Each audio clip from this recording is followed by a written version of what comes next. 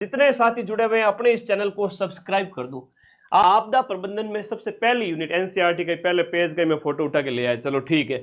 आपदा प्रबंधन का परिचय है, तो सबसे पहला यह है कि आपदा होती क्या है। आपदा या तो मानव जनित हो सकती है, या तो मनुष्य के लक्षणों की वजह से, या फिर इंद्र देवता भगवान जो है प्रकृति की वजह से हो सकती है, और उसकी वजह से मानव जीवन है वो उसकी बैंड बज जाती है। तो कहने का मतलब यह है कि आपदा की वजह से मनुष्य को जान माल का बड़ा नुकसान देखने को मिलता है। ये प्रकृति की वजह से भी हो सकती है और मनुष्य की वजह से भी हो सकती है। अब आगे आइए दूसरा प्रश्न। 100% कल जो आपके पेपर होगा 12 अप्रैल के पेपर के अंदर आपको निश्चित रूप से यह प्रश्न देखने को मिलेगा, वेरी इंपॉर्टेंट है और सीधा सा प्रश्न है कि आपदा कितने प्रकार की है। 2 प्रकार की है सर। पहली तो आपकी प्राकृतिक होती है, दूसरी मानव जनित होती है। प्रकृतिवाद में भी अंतर्जात होती है। एक तो अंतर्जात में जो जमीन के अंदर से आती है, जमीन का सीना फाड़ के निकलती है, और पृथ्वी का मतलब जैसे ज्वालामुखी, भूकंप, सुनामी, ये सब अंतर्जात में आएगी। बहिर्जात में चक्रवात, सूखा, अकाल, तूफान, ये सब जो बाहर प्राकृतिक आपदाएं हैं बाहर वाली, और ये अंदर वाली हैं तो दोनों कौन से गुरुजी हैं, तो दोनों प्राकृतिक, लेकिन एक पृथ्वी के अंदर से आती है, एक बाहर ही है। तो ये थोड़ा सा क्लासिफिकेशन आपको करना हो तो कर लेना, और वरना आपको सीधे सीधे शब्दों में अगर पूछे कि गुरुजी आपदाएं कितनी प्रकार की हैं, बेटा एक तो है प्रकृति वाली और एक है कृत्रिम या मानव जनित। मानव जनित वाले को ही हम क्या कहेंगे, कृत्रिम आपदा।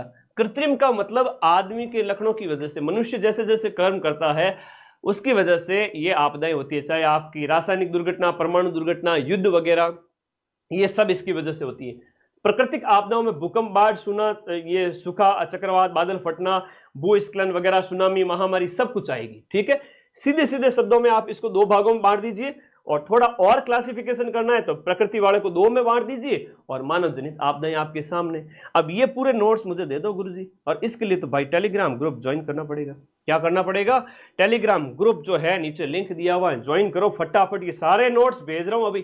थोड़ा और क्लासिफिकेशन करना हो तो भाई, वैसे तो इतना फंसना नहीं है तुम लोगों को, लेकिन एक तो ग्रही आपदा यानी पृथ्वी के ग्रह वाली, जिसमें पार्थिव, अंतर्जात वाली, ज्वालामुखी और भूकंप ये आ जाएगी, और बाकी वायुमंडल की जो आपदाएं हैं उनमें आपकी अन्य घटनाएं हैं। तो इसमें इतना आपको फंसना नहीं है।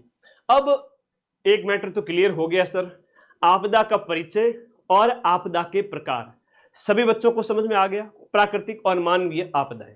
अब इसमें पूछेंगे निम्न में से कौन सी प्राकृतिक आपदा है, निम्न में से कौन सी आपकी मानवीय आपदा, या मानवीय आपदा नहीं है या प्राकृतिक आपदा नहीं है। सरल सा प्रश्न है, सीधा सा प्रश्न है, एग्जाम में आ जाएगा। अभी यहां हम बात करें आपदा प्रबंधन हेतु राष्ट्रीय एजेंसियां, ये थोड़ा सा कठिन पार्ट हो जाता है इन 4 यूनिट के अंदर, आपदा प्रबंधन के अंदर। तो सबसे पहला देखिएगा, भारत में अगर हम बात करें आपदा प्रबंधन के लिए 3 प्रकार की एजेंसियां हैं। नेशनल लेवल की बात करें तो यहां पर नेशनल डिजास्टर मैनेजमेंट अथॉरिटी, ये राष्ट्रीय स्तर पर है।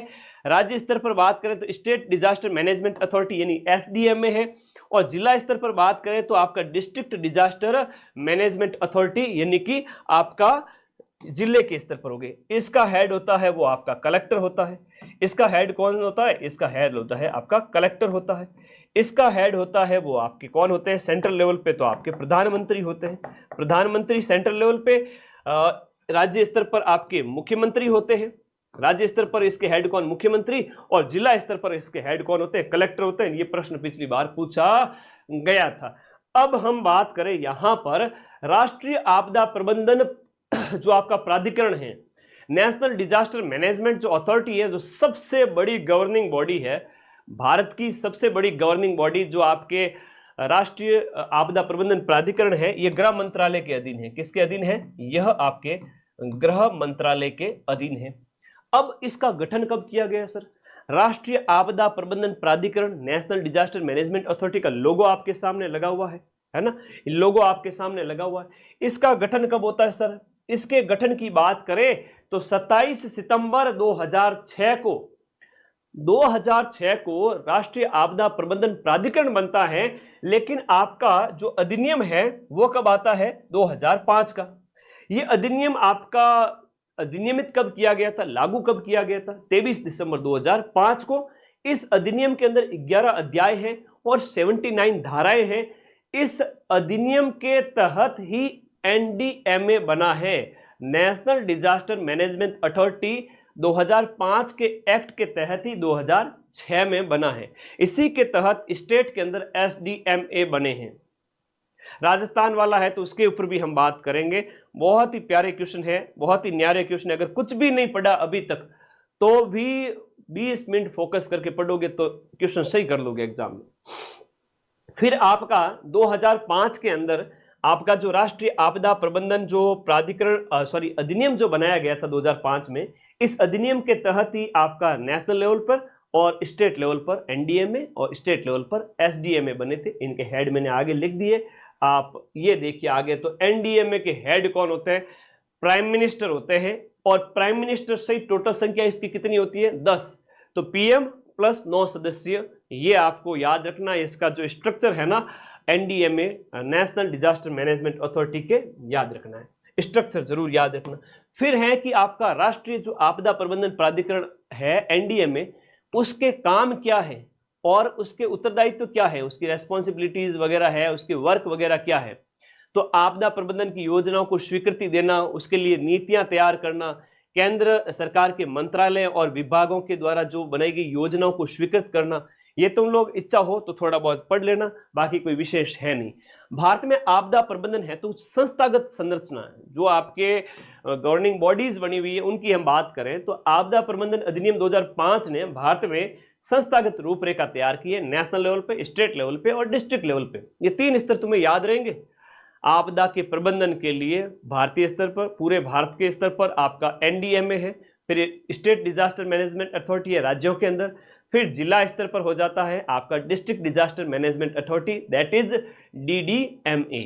अब इनके अंदर यहां हम बात करें तो मेनली ये आपकी राष्ट्रीय जो है NEC, थोड़ा सा इसको पढ़ना है, बाकी समय हो तो देख लेना सेकंड पारी वाले, बाकी फर्स्ट पारी वाले सिर्फ मैन हेडिंग को देखना, बाकी कुछ भी देखने की जरूरत है नहीं, ठीक है, ओके। आपदा प्रबंधन का जो इसको कम करने के लिए हमने सेंडाई फ्रेमवर्क है उसके ऊपर भी हस्ताक्षर किए हैं, तो ये थोड़ा सा याद रखना है। फिर आता है बहुत इंपॉर्टेंट राष्ट्रीय कार्यकारी समिति, आपदा प्रबंधन पर राष्ट्रीय कार्यकारी समिति NEC, इसके अधिनियम 2005 की धारा 8 के तहत, टोटल 79 धाराएं है ना, तो धारा 8 के तहत आपके NEC के गठन का प्रावधान है। गृह सचिव इसका कौन होता है? हेड होता है, ये आपको इसके अंदर याद रखना है NEC। एक है आपका राष्ट्रीय आपदा प्रबंधन संस्थान, राष्ट्रीय आपदा प्रबंधन संस्थान है, ये आपके NDMA द्वारा सृजित नीतियों और दिशा निर्देशों के अनुसार काम करता है। एक है, इसकी फुल फॉर्म आती है NDRF। क्या है सर? NDRF, इसका फुल फॉर्म पूछा जाता है national disaster response force. Response का मतलब होता है मोचन दल या प्रतिक्रिया दल, तो ये भी आपके NDMA के तहत काम करता है। राष्ट्रीय आपदा प्रबंधन योजना बहुत इंपॉर्टेंट है। राष्ट्रीय आपदा प्रबंधन योजना कब की है सर? ये 1 जून 2016 को इस योजना को जारी किया गया था। भारत के अंदर राष्ट्रीय आपदा प्रबंधन योजना, योजना अलग है, राष्ट्रीय आपदा प्रबंधन योजना नेशनल डिजास्टर मैनेजमेंट पॉलिसी 2016 की है। अब इसकी विशेषताएं है वो आप पढ़ लेना। विशेषताएं क्या है? भारत को आपदा मुक्त बनाने में योगदान करना। राजस्थान के अंदर 2007 के अंदर जो है आपकी एक आपदा प्रबंधन नीति जारी की गई थी 2007 की, और इंडिया लेवल की बात करूं तो 2016 कर देना। फिर आपके इसके नीति के 5 कार्य क्षेत्र हैं, वो कौन कौन से हैं? जोखिम को कम करना, एजेंसियों के बीच में आपस में कोऑपरेट करना, रिडक्शन, DRR में सहयोग, समता विकास। फिर आपकी राज्य स्तरीय ढांचा, आपके सेंट्रल लेवल के ढांचे के बाद में आता है राज्य स्तरीय ढांचा, और राज्य स्तरीय ढांचा जो है वो बहुत इंपॉर्टेंट है, CM की अध्यक्षता में होता है। भाई स्टेट डिजास्टर मैनेजमेंट जो अथॉरिटी है वो उसके हेड कौन होते हैं? मुख्यमंत्री। सेंट्रल लेवल पे PM, 10, 9 और 8 ऐसे सदस्य होते हैं टोटल। तो यहां पर CM प्लस 8 यानी टोटल 9 सदस्य हो गए। 1 अगस्त 2007 को राजस्थान में आपदा प्रबंधन अधिनियम 2005 को लागू किया गया था। 2007 के अंदर, 2007 के अंदर भारत के अंदर राजस्थान के अंदर आपदा प्रबंधन अधिनियम को लागू किया गया था। अब इसके हेड CM होते हैं। राज्य जो कार्यकारी समिति जैसे नेशनल जो कार्यकारी समिति है वैसे के वैसे राज्य कार्यकारी समिति भी होती है, और इसका जो हेड होता है वो मुख्य सचिव होता है ना। मुख्य सचिव वर्तमान में कौन है? सुधांशु पंत है। तो पॉलिटी के अंदर भी प्रश्न पूछा जाएगा। अगला प्रश्न देखिएगा, जिला स्तरीय तीसरा जो चरण है वो है आपका जिला स्तर का आपदा, जो डिजास्टर मैनेजमेंट के अंदर जिला स्तर पर हम बात करें, डीडीएमए की बात करें तो आपदा प्रबंधन अधिनियम जो है आपका 2005, उसकी धारा 25, धारा जरूर याद रखना, धारा 25 के तहत प्रत्येक जिले के अंदर डीडीएमए होगा, और डीडीएमए का head district magistrate, district collector, district commissioner इसका हेड होता है, प्रमुख होता है, ठीक है। और आपके जिला परिषद अगर मौजूद है तो इसका अध्यक्ष डीडीएमए का सह अध्यक्ष होगा, ठीक है। तो सह अध्यक्ष कौन होगा वो भी बताया गया है। ये सारी बातें आपको याद रखना है। और इस कलेक्टर के साथ साथ 7 अन्य सदस्य भी होंगे। तो टोटल डीडीएमए के अंदर सदस्यों की संख्या कितनी हो गई? 8 हो गई। तो 8, स्टेट के अंदर 9 और सेंट्रल लेवल पे 10। इसमें हेड भी शामिल है, इसमें हेड भी शामिल है। यह भी आप लोगों को साथ साथ में इसमें याद रखना है। आपदा प्रबंधन हेतु भारत के क्या प्रयास है? देखो, भारत ने कई सारे प्रयास किए आपदा जोखिम न्यूनीकरण के लिए, जिसमें हम राष्ट्रीय आपदा प्रबंधन बल वगैरह कई सारे काम किए हैं, तो वो मैंने पीछे बता दिए थे। जलवायु परिवर्तन को रोकने के लिए या उससे निपटने के लिए भारत के द्वारा किए गए प्रयास में सतत विकास लक्ष्य, जो 2 सतत सस्टेनेबल डेवलपमेंट गोल, एसडीजी जो गोल है ना, उसकी बात हम करते हैं। सस्टेनेबल डेवलपमेंट गोल, इनकी हम बात करते हैं। और 2015 से 2030 के बीच जलवायु परिवर्तन, गरीबी को कम करना, लोगों की बेसिक आवश्यकताएं पूरी, ये बहुत सारे इसके टोटल 17 टारगेट है वो इसके अंदर आते हैं, ठीक है। तो यहां पर हमने इसके लिए भी प्रयास किया है, सेंडाई फ्रेमवर्क को भी अपनाया है, पेरिस समझौते को भी अपनाया है, बहुत सारी चीजें। आपदा प्रबंधन की रणनीति और उपाय आपके सिलेबस में एक और यूनिट है, उसको देखिएगा। आपदा प्रबंधन के निपटने के लिए प्रयास, जिसमें सबसे पहला प्रयास कौन सा है? आपदा से पहले की तैयारी।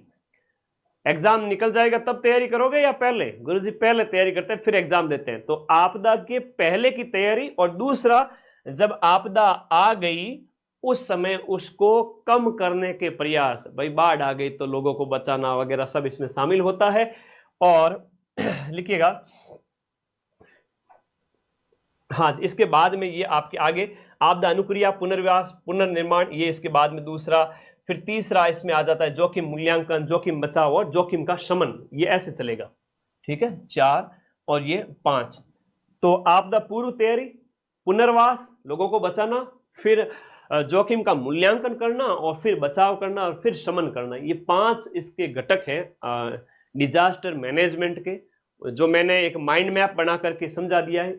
ऐसे नक्शे को हम क्या कहेंगे? जिसमें चीजें आसानी से दिमाग में सेट हो जाए, उसको कहते हैं। याद रखने का सबसे बेस्ट जो तरीका होता है वो है माइंड मैप। और आपके चैनल का नाम भी है माइंड मैप, इसलिए तो मैंने माइंड मैप नाम रखा। और उसके पीछे कारण ही एक बच्चों को इतनी आसानी से याद करा दो कि उनके बल्ले बल्ले हो जाए। तो जोखिम को कम करना और शीघ्र रेस्पॉन्स करना और सुधार करना, ये ज्ञान, जागरूकता और सृजन और दक्षता निर्माण के अंदर की भाई पूर्व चेतावनी प्रणाली वगैरह इसमें शामिल है। फिर दूसरे में शीघ्र प्रत्युत्तर के अंदर तत्काल जो बचाव, राहत वगैरह इस तरह के काम आ जाएंगे। और सुधार के अंदर आपका योजनाबद्ध तरीके से कि भाई आगे जो भी कोई किसी भी प्रकार की अगर आपदा आती है तो लोगों को बचाने के लिए हम क्या प्रयास करेंगे, ये सब इसमें शामिल होता है। फिर देखो, आपदा जोखिम प्रबंधन पर अंतर्राष्ट्रीय पहल, अंतर्राष्ट्रीय स्तर पर जो हम बात करें, ये प्रश्न बहुत इंपॉर्टेंट है। हाँ, ये जो सेंडाई फ्रेमवर्क है ना, ये 2015 आपसे पूछा जाएगा। अंतर्राष्ट्रीय स्तर पर आपदा जोखिम के आपदा से निपटने के लिए क्या क्या प्रयास किए गए हैं, यह भी आपके सिलेबस में शामिल है। सिलेबस देखा? कोई बात नहीं, मैंने देख लिया, एक ही बात है। फिर देखो, जलवायु परिवर्तन पर पेरिस समझौता जो फ्रांस में हुआ था, वो भी 2015 का। संपोषणीय विकास के लिए जो आपके जो सतत विकास लक्ष्य सूची है, ये भी 2015 से 2030 की। तो ये अंतर्राष्ट्रीय स्तर के प्रयास है। सेंडाई फ्रेमवर्क और पेरिस समझौता पूछे तो 2015 का है, याद रखना इस बात को, 2015 के। फिर डिजास्टर मैनेजमेंट के लिए एक तो आपदा के पहले के प्रयास, बिफोर इवेंट है, उसमें तो हम मिटिगेशन करेंगे। मिटिगेशन मतलब शमन, फिर प्रिपरेशन, तैयारी करना, ये सब इसमें शामिल है। फिर आपदा आ गई, तो फिर रेस्पॉन्स देंगे, प्रतिक्रिया करेंगे और रिकवरी करेंगे, मतलब बचाने का प्रयास करेंगे। तो ये डिजास्टर मैनेजमेंट का एक साइकिल होता है जो मैंने एक माइंड मैप से आपको समझाया है। जैव विविधता संरक्षण, ये भी आपके एक यूनिट है लास्ट वाली आपदा प्रबंधन के अंदर। इसमें से क्या पूछा जाएगा, इसमें यह पूछा जाएगा कि देखो, एक तो आपके जैव विविधता स्थल है वो आपके biodiversity hot spot in India, Bharat में जैव विविधता हॉट स्पॉट जहां पर सबसे ज्यादा जैव विविधता पाई जाती है वो कौन कौन से है, परीक्षा में पूछा जाएगा। एक हो गया आपका पश्चिमी घाट, यहां पर खूब सारे जीव जंतु रहते हैं, यह हो गया पश्चिमी घाट। तो आपको याद रखना है कि ये पश्चिमी घाट, यहां पर जीव जंतु खूब पाए जाते हैं। एक आपका हिमालय क्षेत्र है ना, हिमालय क्षेत्र। एक आपका इंडो ब्रह्मा क्षेत्र, इसे कहते हैं ब्लू कलर वाले को इंडो ब्रह्मा क्षेत्र, इंडो ब्रह्म क्षेत्र। और एक आपका हो जाता है शुंडा लैंड, शुंडा लैंड मतलब होता है ये आपका इंडोनेशिया वाला पार्ट है। तो ग्रीन वाला तो आपका पश्चिमी घाट है, ये सामने दिए गए हैं, अंडमान निकोबार भी इसके अंदर आता है। नीलगिरी की बात करें तो भारत का पहला जैव विविधता जो हॉटस्पॉट है ना, भारत का पहला बायोस्फीयर रिजर्व है, हॉटस्पॉट नहीं, भारत का पहला बायोस्फीयर रिजर्व या जैव आरक्षित क्षेत्र वो नीलगिरी है। और नीलगिरी है यहां पर, ये यहां पर क्या है, नीलगिरी। नीलगिरी की जो पहाड़ियां हैं कर्नाटक कर्नाटक, तमिलनाडु और केरल के बॉर्डर पर स्थित है, यहां पर खूब सारी जैव विविधता है। तो इसको 1986 के अंदर सबसे पहले बायोस्फीयर रिजर्व के रूप में घोषित किया जाए। ओके, नागौर में तूफान आ गयो, अरे सोनू नागौर में तूफान आ गयो तो बेटा काठा रही जो है ना, नागौर में तूफान आए तो घने, तो कल एग्जाम है, तूफानों से क्या डरना है ना। किसकी मजाल जो छेड़े तुम लोगों को, तुम लोग तो सबसे पावरफुल हो इस धरती पे, युवा हो। आगे हम बात करें पर्यावरण के अंदर, तो एक संवैधानिक प्रावधान है पर्यावरण संरक्षण के, हमारे संविधान में भी कहा गया है। नीति निर्देशक तत्व जो है डीपीएसपी, उसके अंदर अनुच्छेद 48A में कहा गया है कि राज्य पर्यावरण संरक्षण के लिए काम करेगा। पर्यावरण संरक्षण अधिनियम कब का है सर, ये 1986 का है, ये प्रश्न आता है। जैव विविधता अधिनियम कब का है, प्रश्न परीक्षा में आता है, 2002 का है। तो जैव विविधता वर्ष कब का है सर, जैव विविधता जो वर्ष है ना ये 2010 का, जैव विविधता वर्ष 2010 का है, अधिनियम 2002 का है, पर्यावरण संरक्षण अधिनियम 1986 का है। संविधान के बाद ये कुछ समितियां हैं जो भारत सरकार ने गठित की है, वो माधव गौडगिल समिति है और कस्तूरी रंगन समिति है। ये भी जैव विविधता के संरक्षण के लिए, विशेष रूप से पश्चिमी घाट वगैरह में तो कस्तूरी रंगन समिति ने अपनी रिपोर्ट दी थी। फिर आपका जैव विविधता जो वर्ष है वो 2010 का, 2010 को जैव विविधता वर्ष घोषित किया गया था। प्रकृति के साथ सामंजस्य करके एक थीम पर आधारित इस साल 2025 के अंदर जैव विविधता दिवस मनाया गया। हर साल 22 मई को जैव विविधता दिवस मनाया जाता है।